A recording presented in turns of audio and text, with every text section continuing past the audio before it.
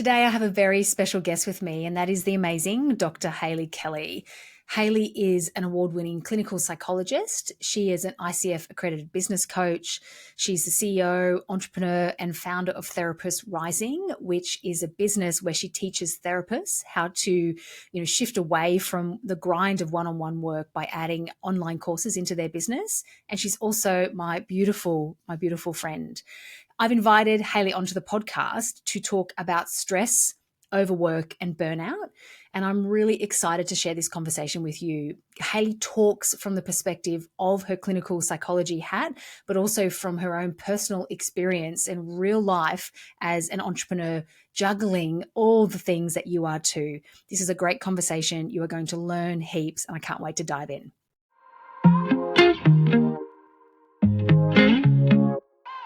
A very big warm welcome to you, Hayley. Thank you so much for coming on to chat to me today. Thank you for having me. I'm super excited about this conversation. Ready to dive in.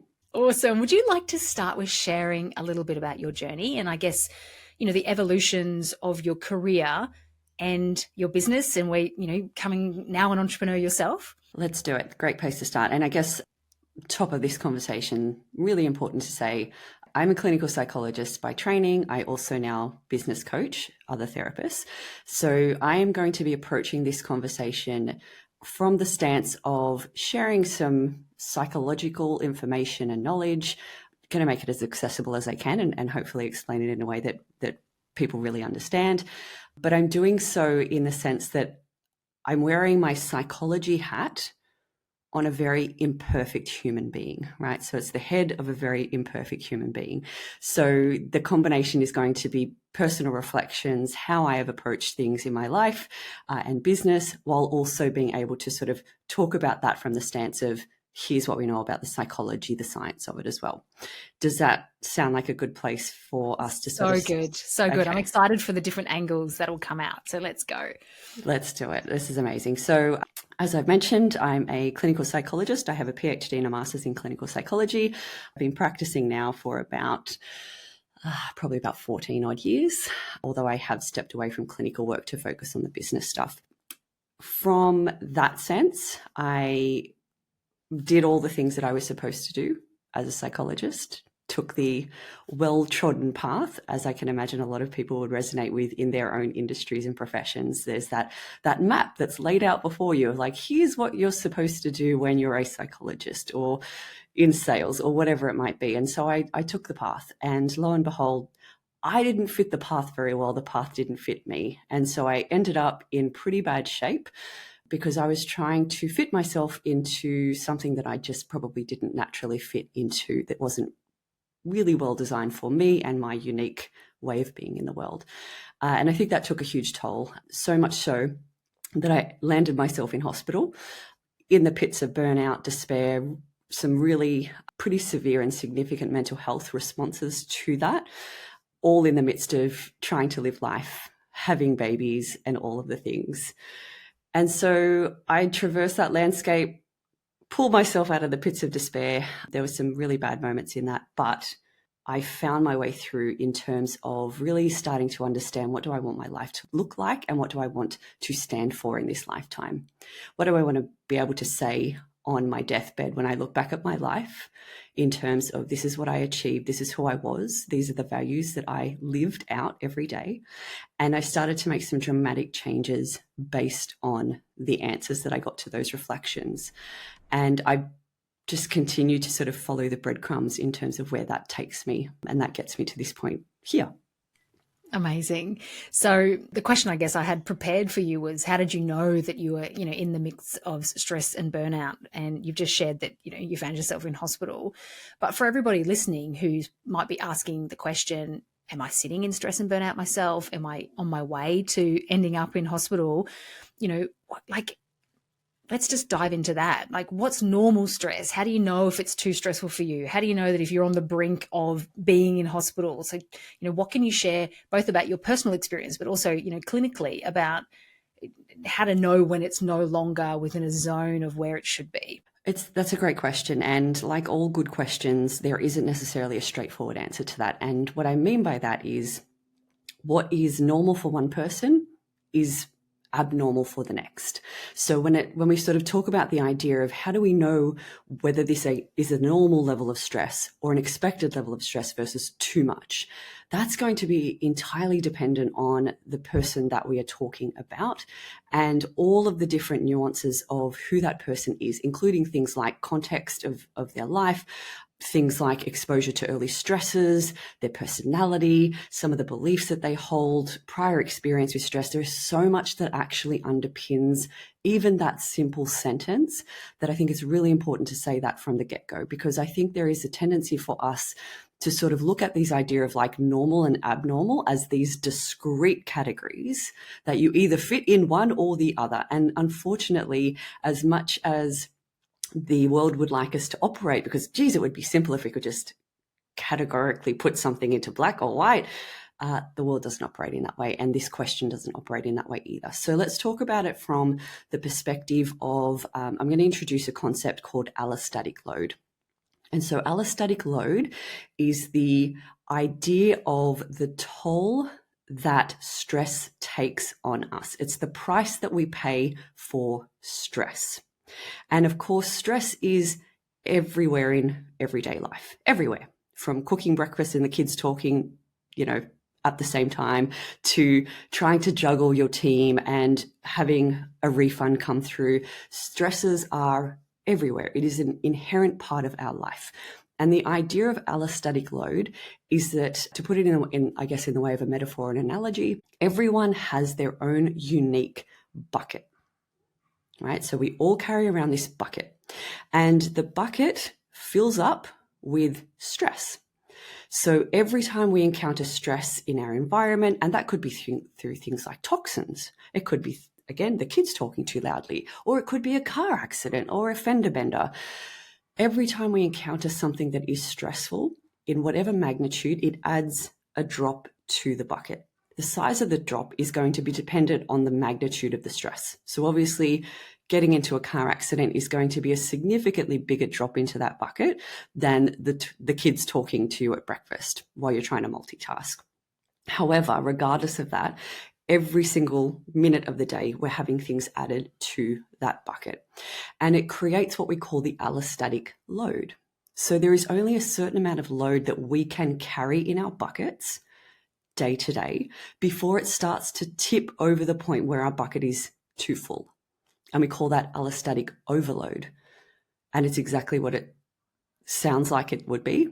Overload. We've got too much. There's too much in the bucket. Our bucket can no longer fit or effectively drain. Ideally, normal amounts of stress, again, the definition of normal is open to interpretation, but normal amounts of stress is the idea that we encounter infrequent and short-lived. So they're temporary and they end. So they have a start point and they have an end point, these stressful situations or experiences that we have. And they add their drops to the bucket, but then they finish.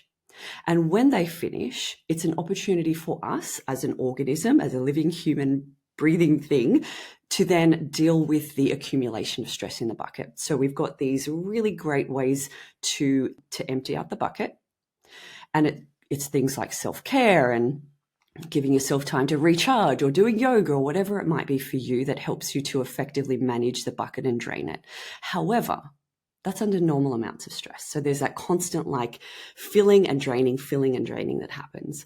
But unfortunately, it is the case that when it becomes too much, it is usually the case that it is a prolonged amount of stress that we cannot get reprieve from. So there is no opportunity for us to actually drain the bucket. And so what happens is that it just continues to fill. We're doing our best. We're doing the yoga and we're like, oh my God, I'm in downward dog. And there's only so many downward dogs I can do because the rate at which it's coming into the bucket is actually outpacing what we can do to effectively drain it. And that's when it becomes, quote unquote, too much. Totally. That makes so much sense. And I know that over the years, I've heard myself saying, I can't deal with stress as well as what I used to. And I think based on the explanation you've just shared, it's because there's heaps more already in my bucket, kids, husband, in-laws, all the things. And so the normal, what was once normal level of stress which say came from business and team and clients and things, which felt much more manageable then, no longer feels as manageable now because there's more in my bucket. So I love that analogy. That makes heaps of sense. And I think importantly, Paula, it's also the case that we do probably naturally become less resilient to stress the older we get. So just in terms of like the aging process, that we become less resilient as an organism the more that we age, right? And I think that's just a really logical, sensical thing to see happen. But it's also the case that we tend to see people become less resilient because of they become more inflexible in terms of their beliefs and their willingness to shift the way they view the world. So part of what contributes to our bucket and the size of these drops is actually our subjective interpretation of an experience. And that's why we don't have a standard definition of like what is normal and what is too much stress, because it varies person to person based on lots of biological and physical factors, but also their unique personality factors as well. So our subjective interpretation of stress varies from person to person. So what you consider stressful is not necessarily what I would consider stressful, and vice versa. So it's all of these things that coalesce, right, into then becoming less resilient over time.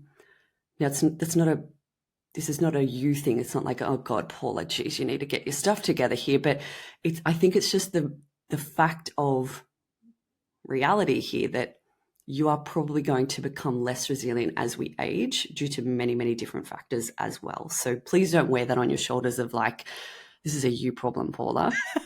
I think this is a human problem. I thought maybe you were just directly pointing out that I'm old.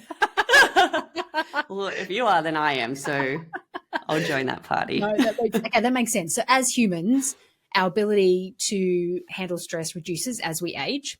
So it's going to be different when you're 30 compared to 20, 40 compared to 30, etc. Got it. And it depends how much is in your bucket as to in any moment of time, how much, what deems your normal amount and when you're going to tip over into that burnout sense. Okay. Yes. And the size of your bucket, your unique bucket, which is going to be different. Yeah. And the size of everybody's bucket is totally different. So I guess, I think one of the big things for me is that I have a lot of clients coming who work with me and who come with this almost level of acceptance that chaos, stress, overwork is normal, and therefore they need to accept it because it's part and parcel of being in business, being an entrepreneur. And whether they're 12 months in or 6 years in, there definitely is this overlay that's certainly that in all my conversations, like, well, large part of this is normal, right?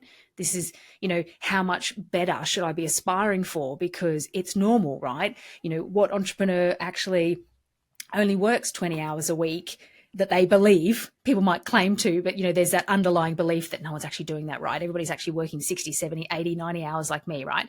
So I guess what I've just heard from you is somehow we need to break, that external mold that we're looking at for normalization because it's not helpful to us. For sure, absolutely. So there are going to be multiple different systems and factors here at play, and this is a really complex question, despite the fact that it might feel really simple. And it would be great for me to just be able to say, yes, let's normalize the hard work and all of the things, and let's unattach ourselves from what we think it means to be. Yeah, that would be all well and good, but I wouldn't be doing you or the people listening to this any sort of service by pandering to the simplicity of what this might sound like, because it's actually really complex. Because yes, this is, as Alex Hormozi would say, this is what hard feels like. This is what hard feels like. This is inherent parts of the job when it comes to being an entrepreneur. There are going to be things that suck, that mean that we have to work and that we are invested in our business more than anyone else and all of the things. And they're going to be times of flux, times of flow, and everything in between. And that is because of the system that we live, operate, and work in. That is unfortunately an inherent part of the system. Do we have to accept it? To a degree, yes. Can we change it? Yeah, probably as well. But the reality is, It's what we're working with right now. So this is what hard feels like.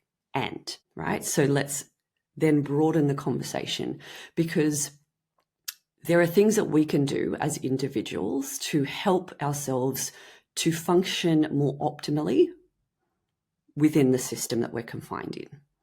And it's things like, how do I subjectively appraise or interpret situations, right? So for me, if you were talking to me, and this is where the imperfect part of the conversation comes in, my natural tendency is towards being quite negative, right? So my barometer when it comes to positive and negative, I don't necessarily have the most optimistic outlook as like a baseline.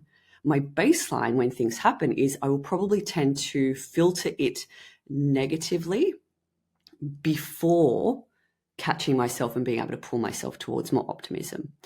And it's knowing things like that about ourselves. Like, how do I tend to function in the world? Like, can I bring some self-awareness to the beliefs that I hold about stress, to what do I make stress mean when I'm experiencing it? How do I respond to it from like that instinctual first moment response? And when I learn those things about myself, I can start to then make the necessary changes that I want to see. So it might be that I need to change this really unhelpful belief that I have around stress, or that 100% believing and being the victim of the idea that this is what hard feels like and it's just the way that it is, as opposed to things like, this is the way that it is. And geez, I am so fortunate to have this problem. And this is something I was talking to my husband about at the gym this morning, because we got a text message right in the middle of it was a really heavy leg day at the gym, and I'm like mid squat and this message comes through and I'm like, oh shit, another problem, right? Another problem. And he's like reflecting on Mark Manson's work, and he's like, isn't it funny how you think that you're just solving the problem, and then when you solve the problem goes away, but when you solve the problem, the next problem comes. And business is all like literally just about solving problems constantly that usually then lead to different problems. So the more that we can get used to that and rationalize this idea that this is what hard feels like, and you know what, I'm here for it. Like I'm okay with the fact that this is hard. I'm okay with the fact that it's going to suck for a little while. And I'm okay with the fact that, geez, I'm really lucky to have this problem, because there are so many other people who have different problems that probably wish every single day to be in my shoes. Love that. So just be aware of what sort of instinctual response is kicking in for you, and know whether you need to catch yourself or how you support yourself through that. Thank you for sharing that. Your sort of filter, I guess, is a little bit negative. My filter is, I believe that we're never stuck and there's always choice, and that you can always fix it, walk away from it, or something. And so what happens to me is that if my brain can't really quickly think of how to fix it or change it, I spiral. I go, oh God. Yes. And so it's almost like I've got this hyper positivity, we can fix everything. But then if it doesn't come to me quickly, and, you know, over the years, I've learned that I need to sometimes take my shoes off and go for a walk and get on the grass and look up at the trees. But I'm like, if it doesn't come, suddenly the world like ends in front of me, because it's like, oh, this is the one thing that's going to break me. Absolutely. Yeah. And you can see how this probably quite benign from like an allostatic load bucket perspective. We've got this quite benign experience to begin with, all of a sudden becomes like this tiny little snowflake that's now turned into the avalanche down the side of a mountain, right? So now instead of this tiny little snowflake entering the bucket, now we've got this massive avalanche instead entering the bucket. And I think, again, knowledge and awareness is power, but it's meaningless if we do nothing with it. So we really do need to understand, become aware of, and understand how do we operate? Like, what are the natural tendencies and mindsets that I have?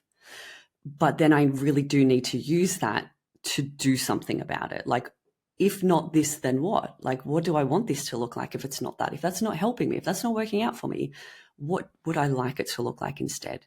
And I think that's really important for us to understand, that we are at the driver's seat, the helm of our own boat all of the time, although sometimes it doesn't feel like it. And we do have the power, like you've just demonstrated, when you get into that spiral and you catch yourself, you take your foot off the accelerator. Like, there's probably even times you're like, I'm going to get out of this damn car for a minute and just stand on the side of the road and put my feet in the dirt. So we have to recognize that we are empowered every step of the way, that we have the power to do something about it, although sometimes it feels really hard. That's so true, because sometimes I'll just go to sleep, usually if it's in the evening, obviously, but it's a bit like I just have to turn my brain off from the spiral, and I'll often wake up and it's been solved. My subconscious has done the work, or it doesn't feel as big, or there feels like there's options the next day or something like that. So let's talk a little bit more about that, because if somebody, maybe they've got a negative overlay, maybe they are positive poly like me, and then they fall off a cliff if the positivity or the option doesn't come to the fore quick enough. But what are these things that we can do? What are more things that people can do who are listening, who are sort of, dealing with stress on a daily basis and don't want to find themselves over the cliff of burnout, or, where they've let the stress get too big for them beyond what they can manage? So what are the daily practices? And then also, what are the big warning signs that everybody could be looking out for, so that they know when they need to get more help, or, their current practices aren't sufficient? So I think first and foremost, again, self-awareness is really, it's tuning into what is my response to stress? What does it look like? Like, from moment to moment, day to day, these small stresses through to the bigger stresses, like, what is my natural tendency towards reaction to stress? Because when you can start to look at that, you'll start to then be able to put it over the top of that idea, that metaphor of the bucket, right? Like, okay, how's this? If I could see my reaction, and this is a really big one, it helps us to then sort of think about, oh, okay, so this might be a big bit of water going into that bucket. So I really need to think about how I'm going to manage this, or what I'm going to do to support my system to effectively drain a big quantity that's just coming in. Or if you're going into a promotional period or a launch, and you know that there is going to be the next 6 weeks is going to be absolute hell on earth, it's going to be really stressful. Well, then what are you going to build into the back end of that to help and support your system to drain? So really thinking about, who am I? What are my natural tendencies? And are there things that happen day to day that I can start really objectively looking at from like that bird's eye view of, like, I'm watching myself, just to collect data and information so that I'm better informed, right? I have more juice to make decisions with. And then I think for person to person, it's going to be really dependent on what floats your boat and what's sustainable, because there are so many people that you could say mindfulness has been shown to improve X, by 32%. If only you would do some mindfulness meditation, that's great. But if the person's like, I don't want to do that, there is absolutely no way you're going to make me do that, but maybe they just nod their head and go, I should do that, that's just going to actually create more stress, because now they're like, oh crap, I have stress. I should be doing this thing that my psychologist or whatever it is telling me, but I'm not. And now I feel guilty and shamed. And now all of a sudden we've got emotional stress added to that. So I think it's about finding what is something that is enjoyable for you. That might be going for a walk. It might be playing with your dog. It might be going to the gym and beating the crap out of a punching bag for an hour. Like, what is it for you that actually feels like it would be an effective way for you to manage the day-to-day grinds? And then starting small in terms of, don't set yourself up to fail. I'm that person who's like all or nothing. I'm like, if you tell me to do something, I'm going to do that like 100 times more than you told me to do it, just to prove that I'm like the best student you've ever had. And I'm going to nail it. I'm going to win at self-care, right?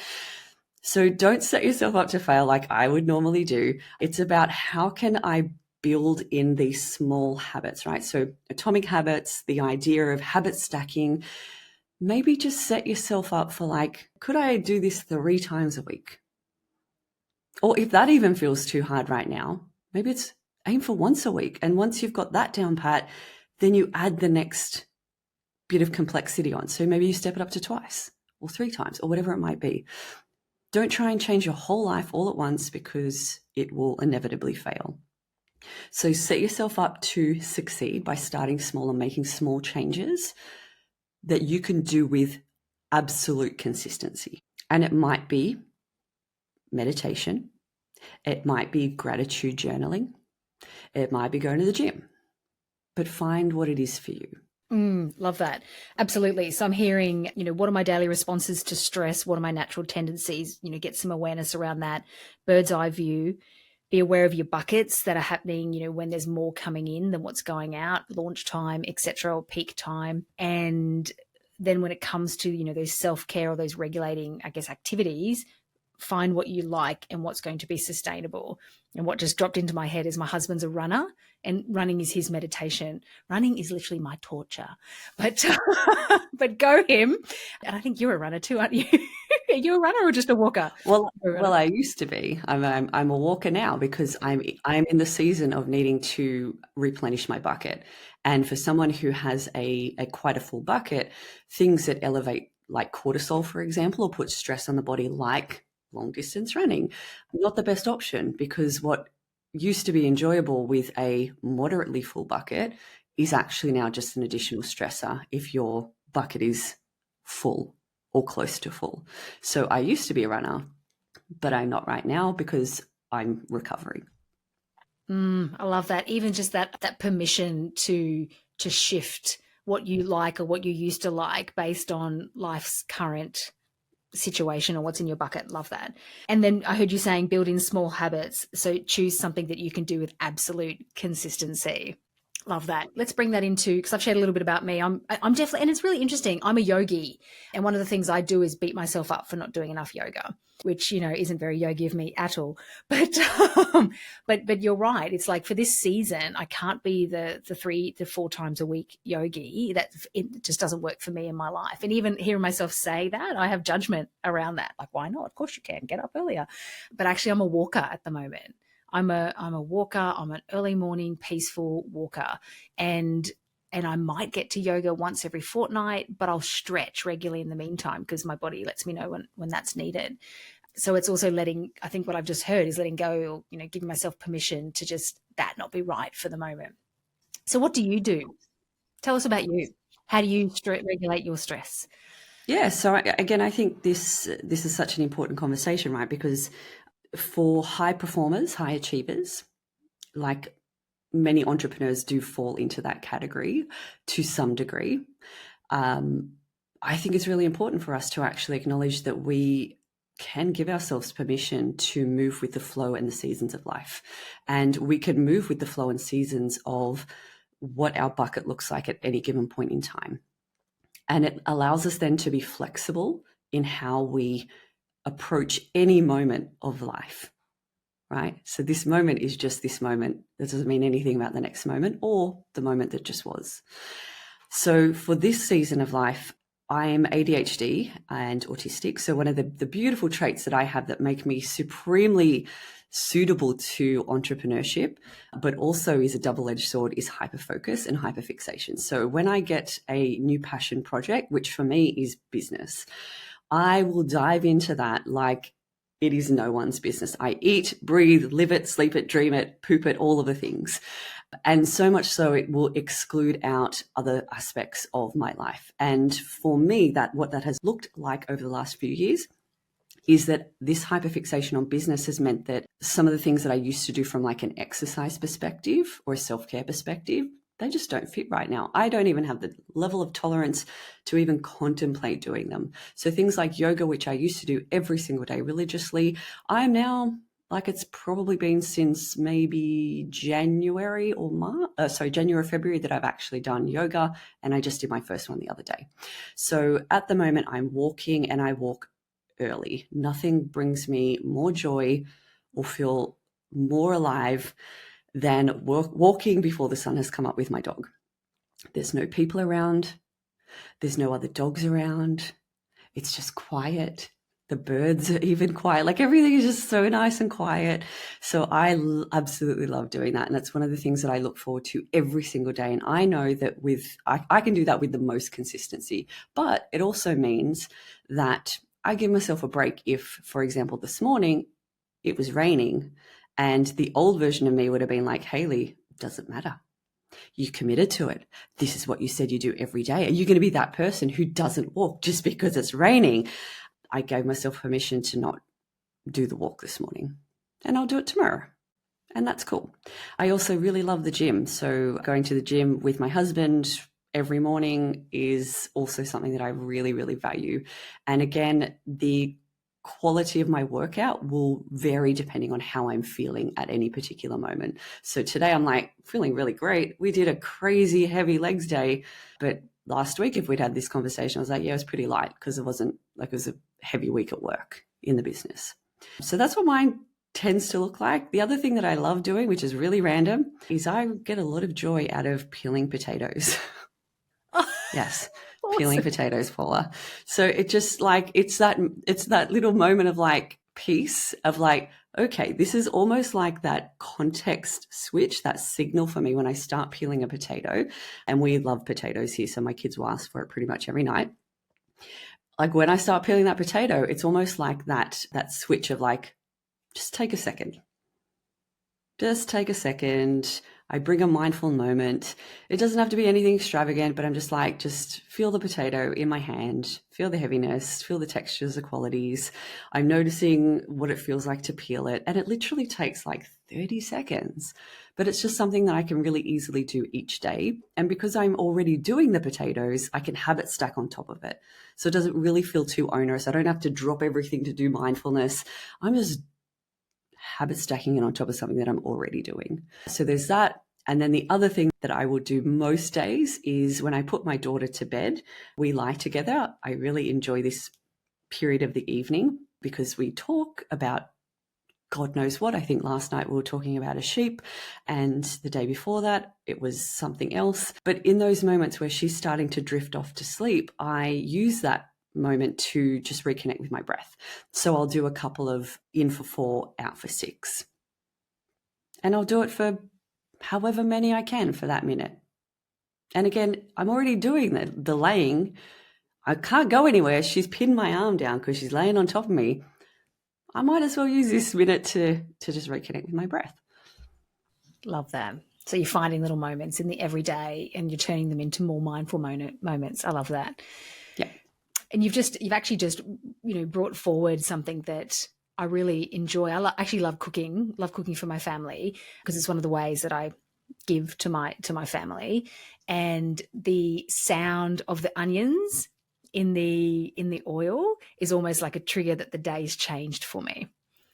That I'm now there because the kids are usually watching TV, I'm getting dinner on, etc. So I love that. So that what you telling that about your day sort of brought that awareness to that. And I'm like, and I could probably just, include some mindfulness into that, like breathe it in and smell it and this and that and acknowledge the day's done or something like that. So love that. And potentially even that moment of like gratitude, right? Because I think that's a really important, like gratitude from a research perspective has been shown to be incredibly important in terms of our resilience, our happiness, like all of the things. It only shows and trends towards really positive outcomes for us. So how can we show more gratitude in just seemingly random moments, right? Like even the idea of standing there and being able to spend that moment, like you could very easily go, oh my God, I've got to cook these onions and the kids are there and I could be doing a million other things, but you're not. You're choosing in this moment to cook those onions. How amazing is life that you have this time, this space, this capacity to be a mum, to cook this dinner, and those onions are just that reminder of how much gratitude we could actually have if we just stopped and paid attention to what really matters in that moment. That is so good. I love that. I feel like I could keep talking to you for days. Let's wrap up with any more or, summarizing words of wisdom for the entrepreneurs who are listening, who are no doubt feeling stressed and who are battling their normal every day. What would you like them to hear from you? How will we wrap up? Yeah, I do honestly think it's really about asking yourself, first and foremost, why am I doing the things that I am? Like if I'm in a season of scaling, why? Like why are we scaling and at what cost, right? Because a lot of the time we will make these business decisions like we need more revenue, we got to scale, we got to do the things, but it comes at the expense of our lifestyle. So it's getting really clear on what do I actually want my life to look like, to stand for? What are my values? Because ultimately everything should be decided upon or acted upon based on those really important goals, right? So why am I scaling right now? Does it actually align with the life that I want to create, the lifestyle that I want to live, the experiences that I want to have? Or am I actually sacrificing those things with scaling, like the thing that's supposed to give me what I want, right? So understand those things about yourself, I think, is the first and foremost. I think from that point, it's then giving yourself, one of my favorite sayings is space and grace, right? Giving yourself the space and grace to say no to things that past you said yes to, right? So uncommitting to things that no longer serve you. And that's a really hard thing to do as a business owner, as an entrepreneur, as a human being. It's really hard to sit here today and go, oh my God, my past self said yes to this thing that I'm looking at right now. And I'm like, this is a no. Why am I still doing it? So start uncluttering your life. Start uncommitting to things that no longer serve you. It might be that team member that you're like, they are well past their expiration date, and I just don't want to have the hard conversation, right? So what is it that you need to start doing, being, becoming in order to have the life that you want? And then from a stress perspective, it's about the reality of you get one meat sack in this lifetime. It's going to carry you from the minute that you're born until that deathbed of yours. How are you going to start taking care of the vehicle that you've been given? Because if you get really clear on your goals in terms of your lifestyle and your values and all of these things, you've got to recognize that the thing that's actually going to help you to play out those values, to enact this life, is your body. So how are you going to start treating it so that it can last the distance? Love. Thank you, Hayley. You're amazing. For anybody who's listening, and in particular, any of the therapists listening who may be interested in hearing more about your programs or getting in touch with you, where can people come connect with you, follow you, and hear more of your amazingness? Yeah, absolutely. So you can head over to the website, which is therapistrising.com. You can head over to the gram, where I am occasionally active. I do the best that I can, some days more than others. And I'm over there on Dr. Hayley Kelly. So Dr. Hayley Kelly. Amazing. Thank you so much for this amazing conversation. I'm sure that everybody has found it so valuable, as have I. I appreciate you. Thank you for coming on. Thank you.